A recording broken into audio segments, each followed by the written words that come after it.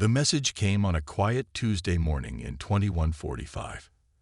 At first, the radio operators at NASA's Deep Space Communications Center thought it was just another routine space signal. But as the complex patterns emerged on their screens, their hearts began to race. This was different. This was artificial. This was alien. Within hours, Captain David Miller received an urgent call from United Earth Command. He stood on the bridge of the UES Thunderchild, Earth's most advanced spacecraft, reading the mission brief for the 10th time. His weathered face reflected the blue glow of the holographic display. Status report. He called out to his crew, his voice steady despite the tension in the air. All systems green, Captain, responded Officer Amy Wilson from her station. We're ready for the rendezvous. The Thunderchild was humanity's pride. A sleek, silver vessel nearly a kilometer long, armed with the best weapons Earth could produce. But compared to what they were about to meet, David worried it might as well be a rowboat with a pop gun. The alien ship appeared exactly where they said they would, just beyond lunar orbit. It emerged from what looked like a tear in space itself, its hull gleaming with an otherworldly purple sheen. The vessel was massive, easily 3 times the size of the Thunderchild. Open communications, David ordered, straightening his uniform. Let's make history. The alien ship responded immediately.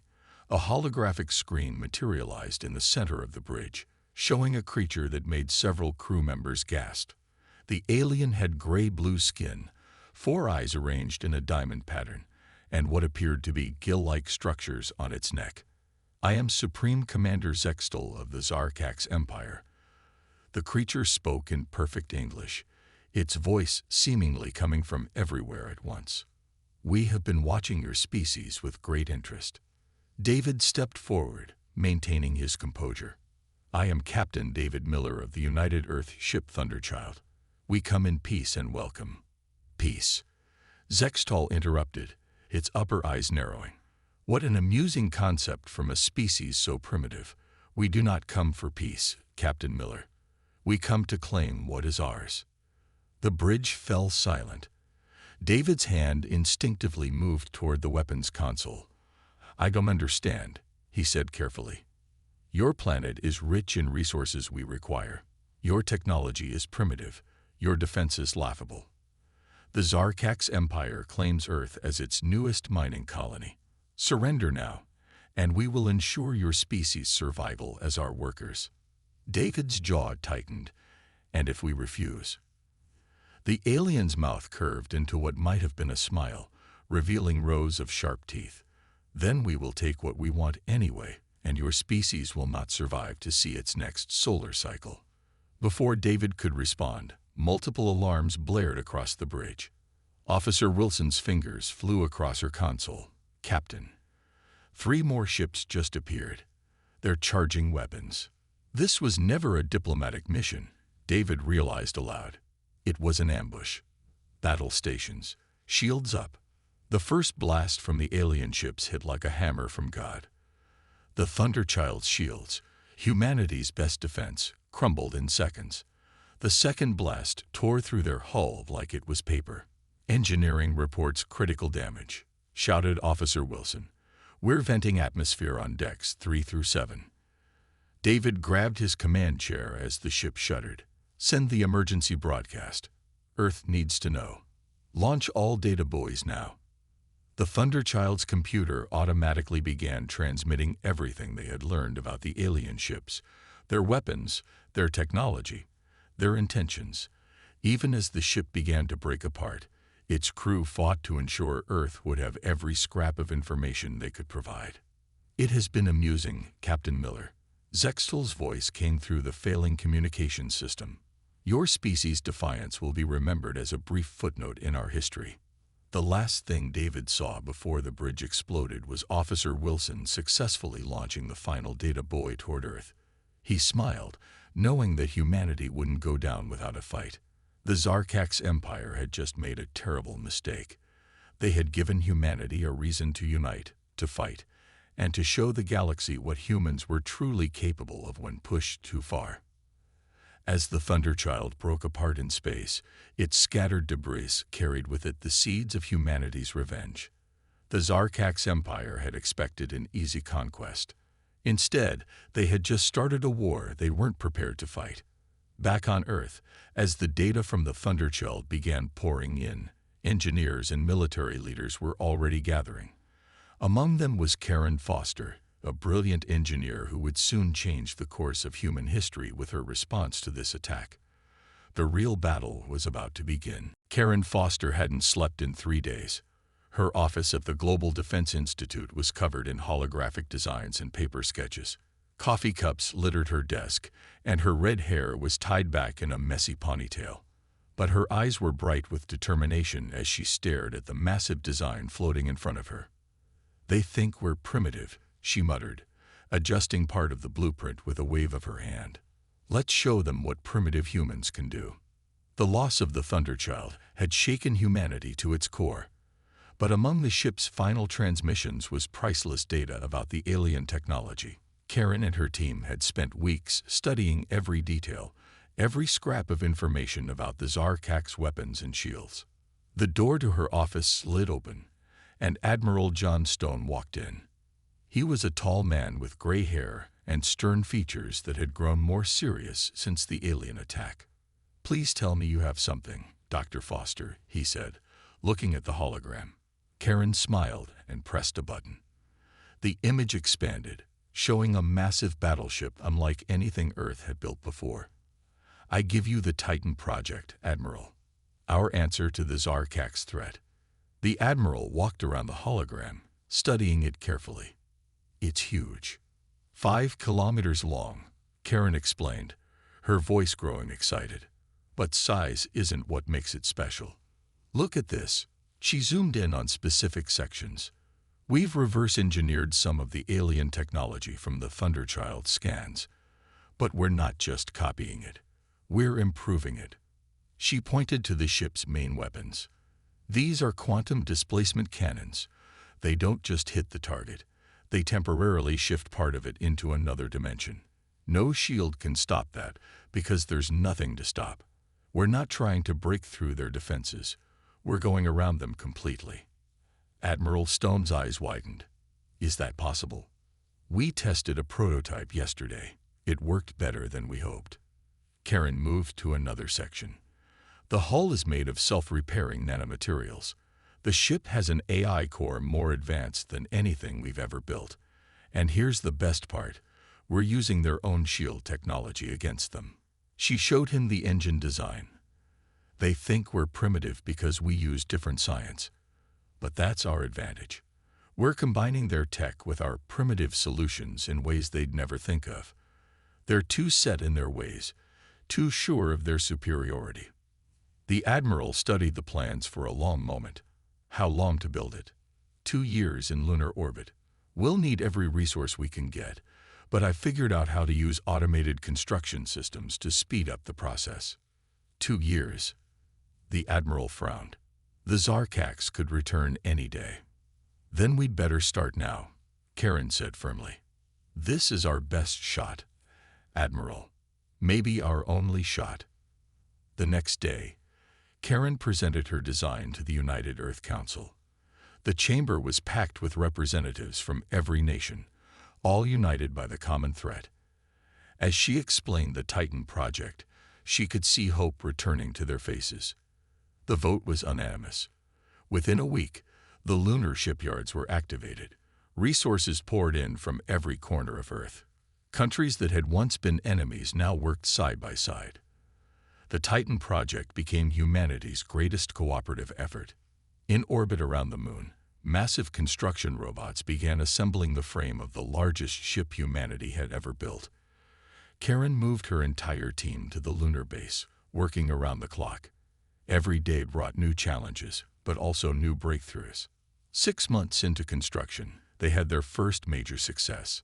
The quantum cannon prototype destroyed a test asteroid by shifting half of it into another dimension.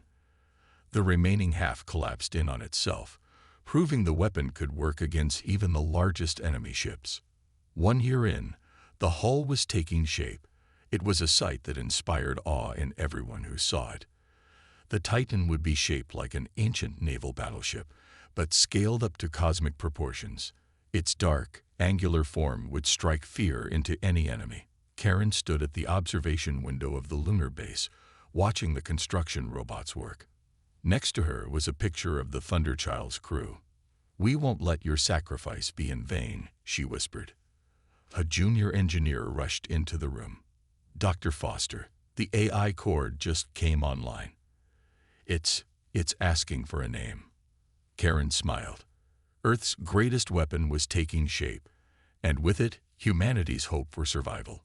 The Zarkaks thought they had found an easy target. Soon they would learn just how wrong they were. "Call it Victoria," she said, "because that's what it's going to bring us. Victory." 2 years of hard work were about to pay off. The UES Titan floated majestically in lunar orbit, its dark hull gleaming under the distant sunlight. At 5 kilometers long, it dwarfed every other ship humanity had ever built. But size wasn't its only impressive feature. Commander Robert Hayes stood in the massive main hangar, watching as crews loaded the last supplies. He was tall and broad-shouldered, with short brown hair turning gray at the temples. 20 years in Earth's Space Force had prepared him for many things, but nothing quite like this. Quite a sight, isn't it? First Officer Lisa Chen walked up beside him. She was shorter than Hayes, with sharp eyes that missed nothing and a mind that worked twice as fast as most people's. "Almost hard to believe we built it in just 2 years," Hayes replied, watching a group of fighters being secured in their launch base. "Victoria, status report," Lisa called out. The ship's AI responded immediately, her voice calm and clear through the hangar speakers. "All systems are at 95% readiness, First Officer Chen. Final calibrations of the quantum weapons will be complete in 3 hours." The AI was another miracle of engineering. In just 2 years, Victoria had grown from a simple ship computer into something much more. She could think, learn, and even joke with the crew. More importantly, she could control the massive vessel with precision that no human could match. Lisa checked her tablet. "The crew is almost fully assembled. We got the best of the best. Pilots, engineers, tactical officers. Everyone's been training in simulators for months." "And the new quantum weapons?" Hayes asked. "Dr. Foster says they're ready. We've run every possible test. They work better than anyone hoped." Their conversation was interrupted by an urgent message from Earth Command. Hayes read it, and his face grew serious. "They've spotted them. Long-range sensors show Zarkak ships entering the solar system." Lisa's expression hardened. "How many?" "At least 30 ships, bigger than the ones that destroyed the Thunderchild. They'll reach Earth in 5 days." Throughout the ship, crews rushed to their stations. In the engine room, Chief Engineer Mark Reynolds and his team pushed the revolutionary power systems to full capacity. The quantum core hummed to life, filling the massive vessel with energy. In the Combat Information Center, Strategic Officer Brian Cooper studied the alien fleet's approach. His workspace was surrounded by holographic displays, showing ship positions and movement patterns. "They're spreading out," he reported. "Classic invasion formation. They still think we're defenseless."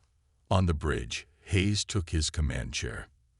The bridge was huge, with stations for 20 crew members and a central holographic display that could show the entire solar system. Advanced control panels glowed with soft blue light. "Victoria, begin pre-launch sequence," he ordered. "Acknowledged, Commander," the AI responded. "All systems engaging. Quantum core stable. Weapons charging. Shield generators online." Lisa moved to her station beside the commander. "All departments report ready. Security teams in position. Medical bay prepared for casualties." Hayes looked at the main screen, which showed Earth floating peacefully below them. Everything humanity had built over thousands of years was at stake. The Titan was their best hope, perhaps their only hope. "This is Commander Hayes to all hands," he announced shipwide. 2 years ago, The Zarkax thought they could intimidate us into submission. They killed our people and threatened our world. They thought we were primitive and weak. He paused, looking at his crew. Each face showed determination and courage. Today, we prove them wrong. Today, we show them that humanity will not bow to threats. We will not surrender our home. The Titan carries the hopes and dreams of every person on Earth. We will not fail. The ship's massive engines came to life, glowing with blue fire. Around the vessel, space itself seemed to bend as the quantum systems engage. Victoria, plot intercept course with the alien fleet, Hayes ordered. We'll meet them at Jupiter. Let's bring the fight to them. Course plotted. Commander, Victoria responded. Ready for quantum jump. Hayes looked at Lisa, who nodded firmly. Launch, he commanded. The Titan moved with grace that belied its massive size. In a flash of quantum energy, it vanished from lunar orbit, heading out to meet humanity's greatest threat. On Earth, millions watched through telescopes and video feeds as their greatest weapon departed. In labs and control centers, engineers and scientists crossed their fingers.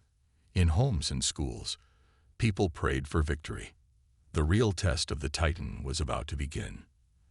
And with it, the fate of Earth would be decided. The UES Titan emerged from its quantum jump near Jupiter's orbit. The massive gas giant loomed in the background, its swirling storms providing a dramatic backdrop for what was about to unfold. 3 Zarkax scout ships detected, Victoria announced. They are conducting standard patrol patterns ahead of their main fleet. Commander Hayes leaned forward in his chair. This would be their first real test. Show me, he ordered. The holographic display lit up, showing 3 arrow-shaped alien vessels. They were each about the size of the old Thunderchild, their purple hulls gleaming against the darkness of space. They haven't spotted us yet, Strategic Officer Brian Cooper said from his station. Our new stealth systems are working perfectly. They have no idea we're here. Hayes turned to his weapons officer. Emily Nash, are the quantum cannons ready? Emily's fingers danced across her control panel. She was young for her position, but her quick reflexes and gaming background made her perfect for the job. All weapons hot, Commander. Just say the word. Victoria, display tactical options, Hayes commanded. The AI showed 3 possible attack patterns. Brian studied them quickly. I suggest pattern 3, sir. It's something they won't expect. No one's ever used Jupiter's magnetic field quite like this before. Hayes nodded. Make it happen. All hands to battle stations. Red lights flashed throughout the massive ship as crews rushed to their positions. In the engine room, Chief Engineer Mark Reynolds watched his power displays carefully. Quantum core stable, giving you all the power you need. Bridge. The Titan moved silently through space, using Jupiter's powerful magnetic field to mask its approach. The alien ships continued their patrol, completely unaware of the danger. We're in range, Emily reported. Quantum cannons locked on all 3 targets. Hayes took a deep breath. This was the moment of truth. Victoria, begin recording for Earth Command. Let's show them what this ship can do. He straightened in his chair. Fire. The quantum cannons fired with barely a sound. 3 beams of shifting, multi-dimensional energy shot across space. The sight was beautiful and terrifying. The beams seemed to bend reality itself. The first Zarkax ship didn't even have time to raise its shields. The quantum beam hit it dead center, and for a brief moment, half the ship existed in another dimension.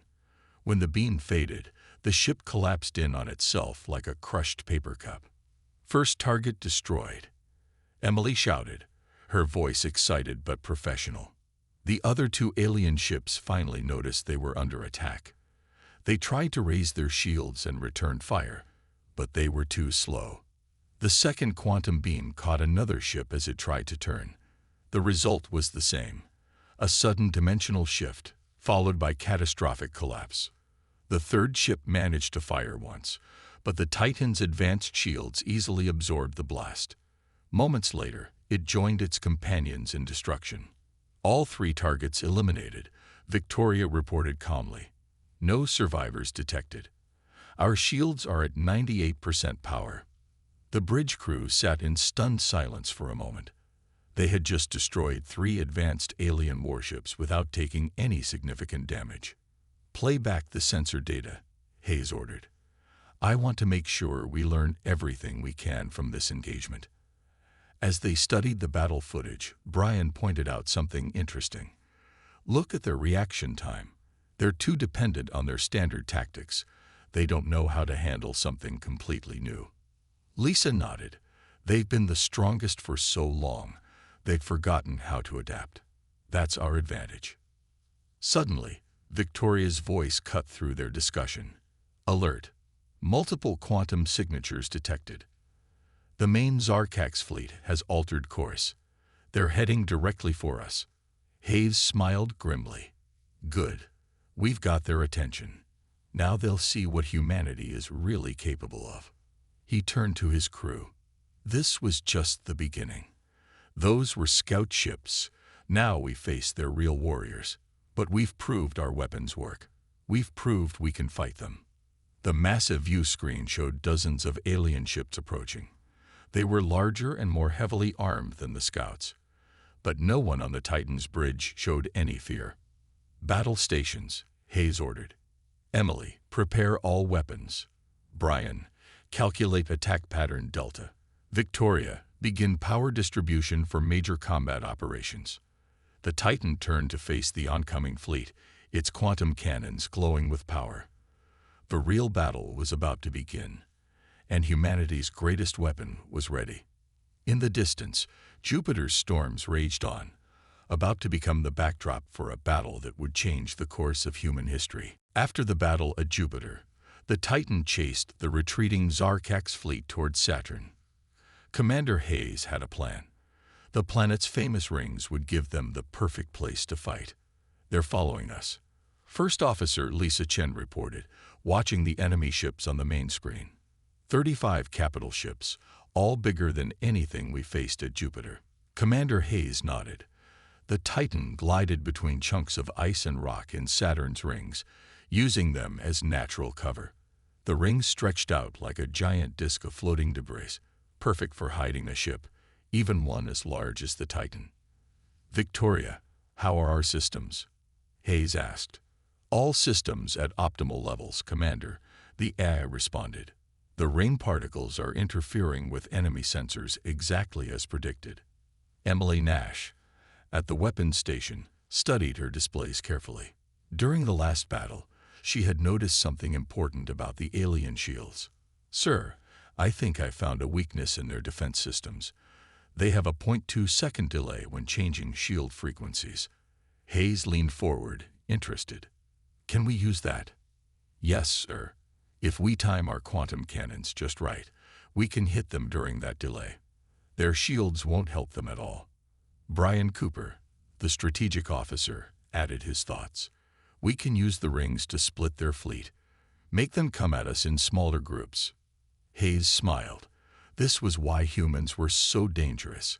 They never stopped thinking, never stopped finding new ways to fight. Victoria, show me a tactical display of the ring system. A detailed map appeared, showing the Titan's position and the approaching Zarkax fleet. The alien ships were spreading out, trying to trap them. They think we're running scared, Hayes said. Let's show them how wrong they are. Emily, prepare the quantum cannons. Brian, plot ambush points throughout the rings. Victoria, ready all point defense systems. The Titan moved deeper into the rings, seemingly trying to hide. The Zarkax fleet followed, breaking into smaller groups to cover more area, just as Brian had predicted. First group entering range, Emily reported. 5 ships, heavy cruiser class. Let them get closer, Hayes ordered. Wait for it. The alien ships moved forward confidently, their purple hulls standing out against the icy rings. They thought they had trapped their prey. Now, Hayes commanded. The Titan burst up from behind a large ice chunk, its quantum cannons already firing. Emily's timing was perfect. The beams struck just as the alien ships tried to change their shield frequencies. 2 Zarkax ships disappeared instantly, torn apart by dimensional shifts. A third spun out of control, its hull crushed by the Titan's weapons. The remaining 2 ships tried to fight back, but the Titan was already moving, using the rings for cover. Their shots hit nothing but ice and rock. Second group approaching from below, Victoria announced. "Perfect," Hayes said. "Spring the trap." The Titan had scattered special surprises throughout the rings, mines that used the same quantum technology as their main guns. As the second group of alien ships passed through a dense patch of rings, Brian triggered the devices. Space itself seemed to twist and bend. 3 more enemy ships vanished, caught in artificial dimensional rifts. The others scattered in confusion. "They're breaking formation," Lisa reported with satisfaction. "Their fleet coordination is falling apart." For the next 2 hours, the battle raged through Saturn's rings. The Titan struck again and again, using Emily's discovery about shield frequencies and Brian's clever traps. They never stayed in one place long enough for the aliens to concentrate their fire. Victoria's advanced targeting systems let them shoot through the debris while the enemy shots were blocked. The rings became a graveyard for Zarkax ships. Finally, the remaining alien vessels began to retreat. Of their proud fleet of 35 ships, only 12 remained, all of them damaged. "Should we pursue?" Lisa asked. Hayes shook his head. "No, let them run. Let them tell their leaders what happened here today." The bridge crew cheered. They had won their first major battle against the main Zarkax fleet. "Damage report," Hayes called out. "Shields at 60%. Victoria reported. "Minor hull damage on decks 5 and 8. All weapons systems still operational." Hayes looked at the tactical display, showing the retreating enemy ships. "Send all battle data to Earth Command. They need to see this." The Titan floated victorious among Saturn's rings, ice particles glittering around it like stars. They had proved that humanity could not only fight the Zarkax, but beat them decisively. "Good work, everyone," Hayes said to his crew. "But this isn't over. They'll be back, and next time they'll be ready for us." Little did he know, the next battle would take them further than any human ship had gone before. The Titan followed the trail of the retreating Zarkax ships past Neptune's orbit into the dark regions of the outer solar system. Chief Engineer Mark Reynolds stood in the engine room, watching the quantum core's power levels with careful eyes. "Commander, you need to see this," he called to the bridge. "The aliens' retreat isn't random. They're following a specific path." Up on the bridge, Commander Hayes studied the data Mark sent him. Victoria analyzed their flight pattern. The AI took less than a second to process the information. The enemy ships are converging on a location in the Kuiper Belt, detecting unusual energy readings from that area. Strategic Officer Brian Cooper's eyes widened as he looked at his screens. "Sir, I think we just found their secret base. They must have built it while planning their invasion of Earth." First Officer Lisa Chen moved to the tactical display. "That explains how they were able to stage their forces so quickly. They've been hiding right in our backyard." Hayes stood up from his command chair. This was their chance to strike a real blow against the Zarkax Empire. "Battle stations," he ordered. "Emily, ready all weapons. Mark, I want maximum power to the quantum systems." The Titan moved silently through space, its advanced stealth systems making it nearly invisible. As they got closer, they saw it, a massive space station hidden among the ice and rock of the Kuiper Belt. Purple energy fields surrounded it, and dozens of ships were docked at its ports.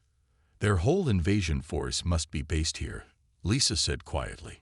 Mark's voice came up from engineering again. "Commander, I've been studying the quantum cannon data from our previous battles.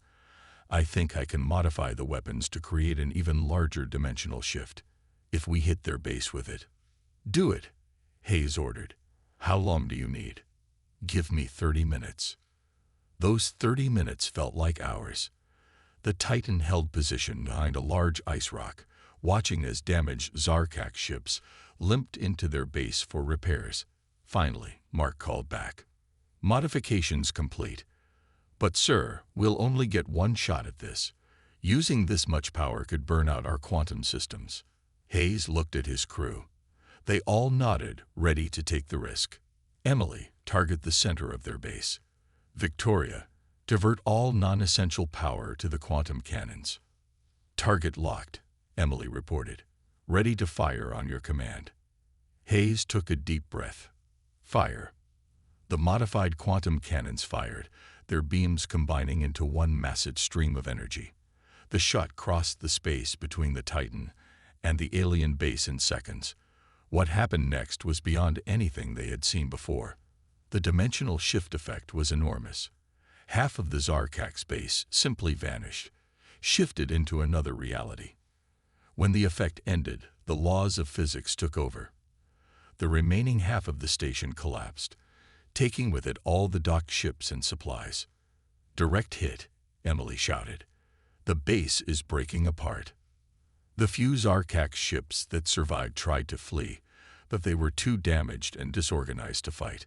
The Titan's regular weapons made short work of them. "Victoria, scan the wreckage," Hayes ordered. "Look for anything we can use." The AI directed the ship's sensors through the floating debris. "Commander, I'm detecting intact data cores.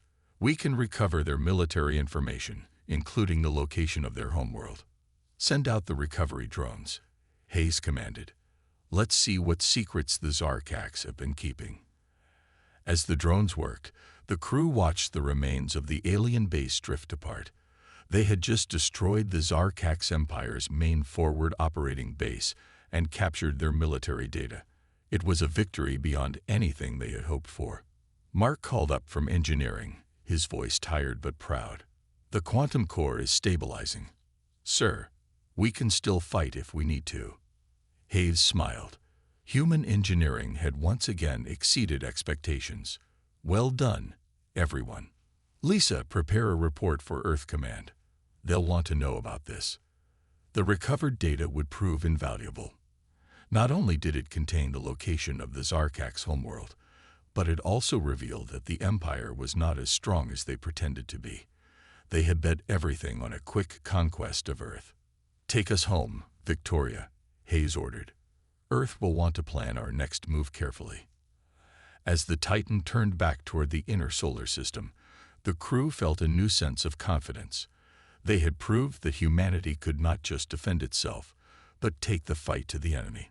The Zarkak's empire had awakened a sleeping giant, and now they would face the consequences. The next phase of the war was about to begin, and this time, Earth would be the invader. 1 month after destroying the Zarkak's base, the Titan floated in Earth orbit like a guardian angel.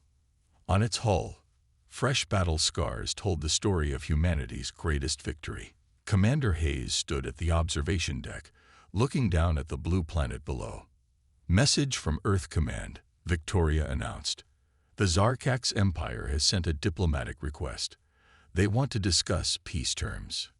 Hayes smiled. After the destruction of their forward base and the loss of so many ships, the aliens had finally realized their mistake. Earth was not an easy target after all. "Put the message on screen," he ordered, walking back to the bridge. The main screen lit up with the image of the Zarkak's supreme leader. The alien looked nothing like the arrogant commander who had threatened Earth 2 years ago. Its 4 eyes were downcast, its posture submissive. "People of Earth," the supreme leader spoke, We have greatly underestimated your species. The ship you call Titan has shown us that we were wrong about humans. We offer immediate peace and recognition of Earth's independence." In the United Earth Council chamber, representatives from every nation watched the transmission. Karen Foster, the Titan's creator, stood among them. Her design had not only saved Earth, but had changed the balance of power in the galaxy. "There's more," Lisa Chen reported from her station. "Other alien species are sending messages too. They've all seen what the Titan can do. They want to open diplomatic relations with Earth." The news spread quickly across the planet. Humanity had not just survived. They had earned respect among the stars. The Titan became a symbol of human ingenuity and determination. In the ship's engineering room, Mark Reynolds and his team were already working on improvements. If we can refine the quantum core design, he explained to visiting officials, we could build more ships like the Titan, but even better. Emily Nash, the weapons officer, had become a hero among military strategists. Her discovery of the shield frequency weakness was being studied in academies worldwide. The aliens thought their technology was perfect, she said during a briefing. They forgot that sometimes the simplest solutions are the best. Brian Cooper's tactical innovations during the battles had changed space combat forever. His use of Saturn's rings as a battlefield was now considered a masterpiece of strategy. We won because we thought differently, he told his students at the Space Academy. Never be afraid to try new ideas. Victoria, the ship's AI, had evolved beyond anyone's expectations. Other alien species were amazed that humans had created such advanced artificial intelligence in such a short time. I learned from the crew, Victoria explained to curious scientists. Humans have a special way of adapting and growing. I simply followed their example. Commander Hayes received the highest military honors from a grateful Earth, but in his acceptance speech, he gave credit to his crew. The Titan is more than just a ship, he said. It's proof that when humanity works together, nothing is impossible. The Zarkax Empire signed a formal peace treaty 1 week later. Their representatives were shocked to find that humans didn't demand revenge or harsh punishments. Instead, Earth offered fair trade agreements and cultural exchange programs.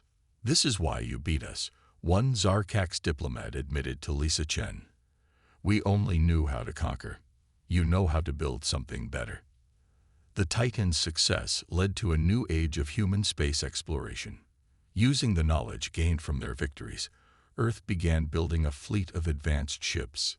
Each one carried improvements based on lessons learned during the war. Karen Foster led the development of Earth's first faster-than-light drive, combining human creativity with alien quantum technology. The Titan showed us what we're capable of, she said at the drive's unveiling. Now it's time to see just how far we can go. As Hayes looked out at Earth one last time before the Titan's next mission, he remembered the crew of the Thunderchild. Their sacrifice had not been in vain. Humanity had not only survived, but had emerged stronger, wiser, and ready to take its place among the stars. Victoria, he called, set course for deep space. Let's see what else is out there. Course set, Commander, the AI responded warmly. The stars are waiting. The Titan moved gracefully away from Earth, its quantum engines glowing with power. Behind it, a new fleet of Earth ships was taking shape in orbital shipyards. Ahead lay endless possibilities and new adventures. Humanity had faced its greatest challenge and emerged victorious. The galaxy would never be the same again.